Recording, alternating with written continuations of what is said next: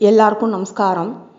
நைஷ்டிக பிரம்மச்சாரியா வாழ்ந்து பீஷ்மர் முக்தி அடைந்த நாள்தான் பீஷ்மாஷ்டமி. அவருக்கு சந்ததி இல்லாததால அவருக்காக சுத்த ஜலத்தால அர்க்கியம் தரது மிகவும் விசேஷம். குறிப்பா பிரம்மச்சாரிகள் மற்றும் தந்தை உள்ளவர்கள் கூட இதை செய்யலாம். இதனால நீண்ட ஆயுள், ஆரோக்கியம், குடும்ப ஒற்றுமை ஏற்படும். முதல்ல பீஷ்மாஷ்டமி புண்ணியகாலே பீஷ்ம தர்ப்பணம் கரிஷ்யே அப்படின்னு சங்கல்பம் பண்ணிக்கோங்க. இப்போ இந்த ஸ்லோகங்களை சொல்லி அர்க்கியம் விடுங்கோ.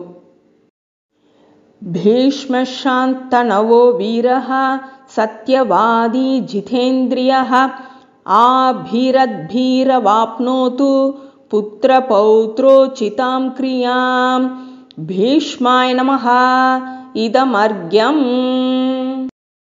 வையாகிரபாதகோத்ராய சாங்கிருத்ய பிரவராய ச அபுத்ராய ததாமர்க்யம் சலிலம் பீஷ்மவர்மணே பீஷ்மாய நமஹ இதமர்க்யம்.